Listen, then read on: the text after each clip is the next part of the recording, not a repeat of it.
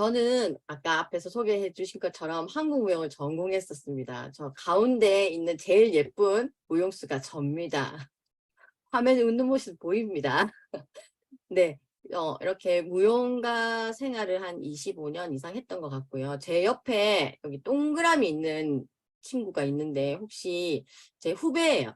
혹시 이렇게 강사님들 중에서 나딘 따 하신 분 혹시 없으실까요?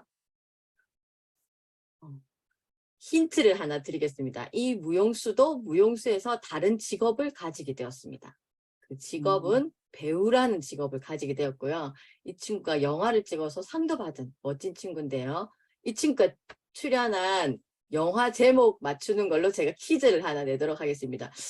이미경 본부장님이 보시고 혹시 맞추신 분 있으면 저한테 연락처 보내주시면 제가 별다방 쿠폰을 보내드리도록 하겠습니다. 이 친구가 출연한 영화 제목 맞추기입니다. 1번 시금치, 2번 양배추, 3번 미나리, 4번 양상치입니다. 자, 채팅창에 올려주시면 되겠습니다. 1번으로 올려주시면. 미나리. 1번으로 올려주시면 채팅창. 이마록 강사님입니다. 이마록 강사님. 오, 별다방 쿠폰 제가 연락처 알기 때문에 바로 보내드리겠습니다. 네, 맞습니다. 미나리라는 영화를 독립영화였는데요. 지금 배우 한예리입니다. 친구가 뭐 무용을 하면서 썼던 원래 본명은 김예리였는데 하나밖에 없는 한국 무용한 한예리라고 어머님이 성을 바꿔도 된다. 그래가지고 한예리라는 이름을 가졌다고 합니다. 저도 무용수로 만우활력을 했었고 제 소개를 간단하게 하자면 무용학과를 발레로 졸업하고요.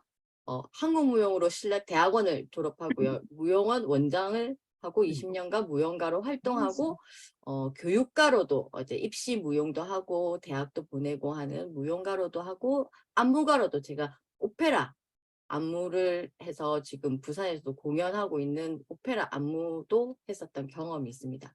그런 무용가 이남이가 이거 행복한 시니어 전문 강사가 되었습니다. 요거는 지난달 제가 아동학대 예방과 성희롱 예방 교육을 했던 노인 일자리 어르신들 150분을 모시고 제가 강연했던 지난달 사진이고요. 저 무용을 할 때는 사실 한복 입고 예쁜 모습만 보이고 말을 할 일이 별로 없었어요. 그래서 이렇게 임혜방 선생님의 입춤, 하선무, 요거는 진도북춤 이렇게 활동을 여러 번 하다가 모든 사람들이 여성분들이 그렇겠지만 가정을 이루고 아이를 낳게 되잖아요. 저도 첫째 아이가 태어나고도 저는 해외 공연도 다니고 무용가 활동을 계속 했었는데 두둥 두 번째 아이가 태어났습니다. 그런데 그 아이가 쌍둥이 남자아이가 되었습니다. 그래서 행복한 주부의 생활로 새 아이를 남자아이를 키우게 되었습니다. 새 아이는요 아무도 돌봐주려고 부모님들도 힘들어 하시더라고요. 그래서 어쩔 수 없이 제가 무용가의 길을 가지 않고 행복한 주부의 생활을 하게 되었습니다. 아이들을 쌍둥이를 키우는 게 생각보다 쉽지 않더라고요. 쉽지 않았지만 그래도 아이들도 예쁘고 해서 제가 아이들과 즐거운 시간을 보내고 아이들이 어린이집 유치원쯤 입학할 때쯤 되니까 이제 조금 편안해져서 저도 일을 좀 해볼까 하던 그 찰나에 그러던 어느 날 우리 시어머님께서 치매를 앓게 되셨습니다. 2017년 정도 17년 정도 되었었는데요. 우리나라의 2017년 치매 국가 책임제라고 혹시 들어보셨습니까? 2017년에 발표된 거고요. 치매 의료비의 90%를 건강보험에서 보장해주고 또 치매 문제를 개별과 가정 차원이 아닌 국가 돌봄 차원으로 해결하는 이 치매 국가 책임제가 생겼습니다. 그래서 저희 어머님도 치매 안심센터, 보건소 이런 데서 치매 관련된 활동 내지는 인지활동, 운동활동 이런 걸 일주일에 한 번씩 하게 되는데요. 그 시절에는 치매 안심센터가 처음 건립됐을 때거든요. 강사가 많이 있진 않았었어요. 거기에 계시는 분들이 많이 도움을 주시고 간호사분들, 직원분들이 어떤 프로그램 운영하고 이렇게 했었던 초기 모습이었었는데요. 그러다가 제가 어머니를 모시고 일주일에 한 번씩 왔다가 또 그 다음 주도 가고 하다가 어머님이 말씀하셨나 봐요. 무용 전공했다고. 그래서 잘 됐다. 선생님이 어르신들 좋아하는 민요를 가지고 한번 해주실 수 있냐고 말씀하셔서 제가 얼뜻 생각나는 게 아리랑밖에 없었거든요. 아리랑을 가지고 뭐 손뼉도 치고 뭐 오른손 왼손도 해보고 하면서 즉석에서 강의를 하게 됐습니다. 그러고 나서 어르신들이 반응이 너무 좋았던 것 같아요. 그래서 그 직원분께서 강사를 해보실 생각이 없으시냐, 한국무용 강사, 고전무용 강사로 치매 안심센터에 근무했으면 좋겠다 하셔서 강의 의뢰를 받게 됩니다. 그래서 제가 어르신들의 부채춤도 가르쳐 드리고 그다음에 소고춤도 가르쳐 드리고 하면서 내 사랑 기억 교실이라는 타이틀로 강의를 처음 시작하게 된 모습입니다. 그러고 나서 그 다음 해에는요, 그 옆에 있는 치매 안심센터에서도 또 의뢰가 들어와서 강의를 시작할 수 있게 되었습니다. 연제구 치매 안심센터였는데요.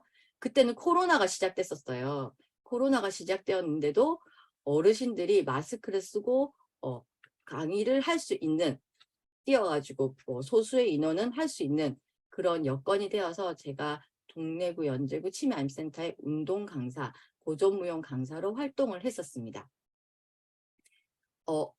제가 이 시절에 이때 제일 가요를 많이 들었던 것 같아요. 그때 미스터 트롯이라는 방송되고 나서 어르신들이 트로트를 너무 좋아하시더라고요.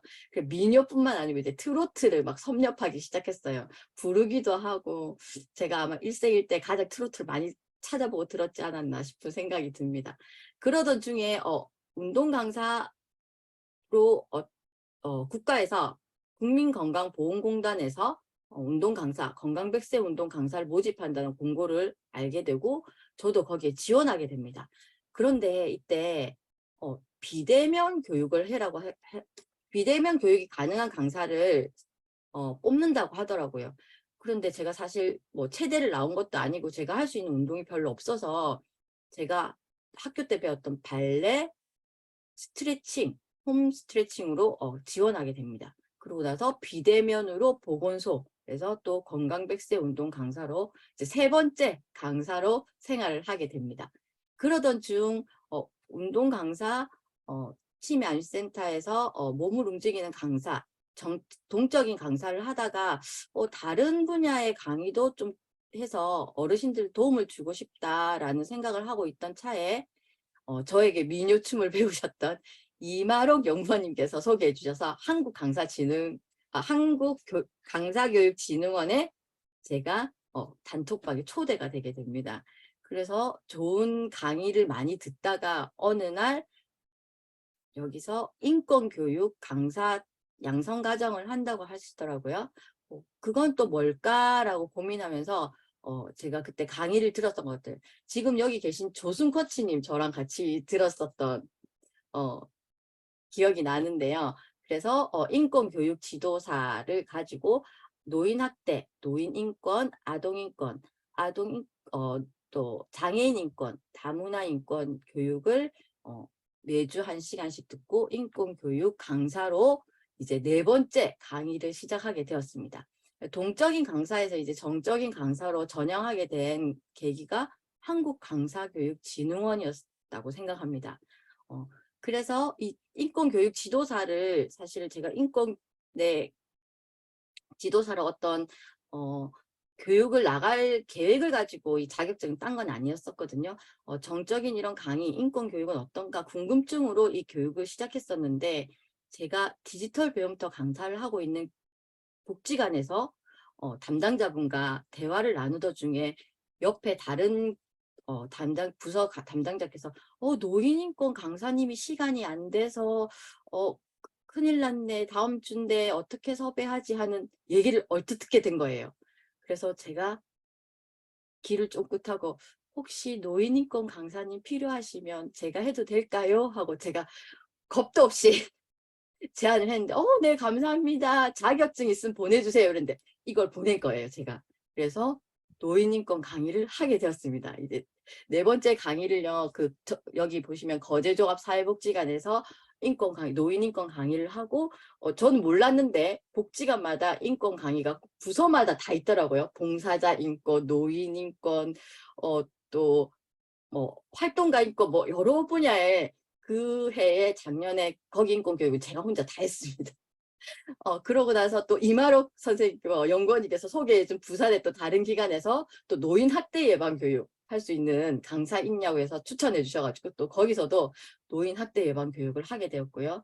또 제가 아는 어떤 한 강사님이 장애인 인식 개선 강의를 하게 되었는데 집안에 급한 사정이 있다고 저보고 좀 대신 가달라는 부탁을 받고 제가 부탁을 하니까 장애인 인식 개선 뭐 해보진 하지 한번 해보겠습니다 해서 가게 되었어요. 한 달 만에.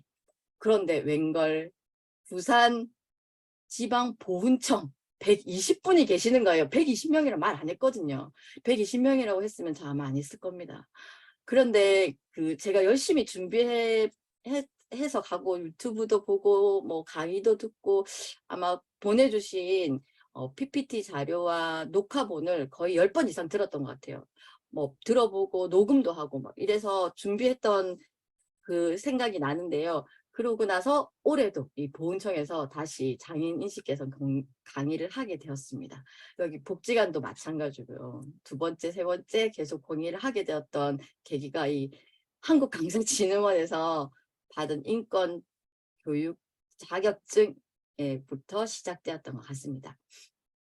이 PPT를 제가 보여드리는 건요. 그때 PPT도 잘 만들지도 모르고 해서 인권하면 무엇이 생각나나요? 이거 만들어주신 PPT, 공유해주신 PPT를 가지고 그대로 강의했었던 그런 기억이 남습니다.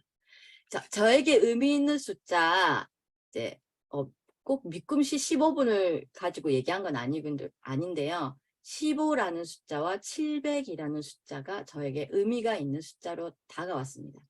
15는요, 제가 운동 강사로 지내다가 한국강사교육진흥원에서 정적인 강의를 시작하게 된 이후로 15개 분야의 강의를 할 수 있게 되었습니다.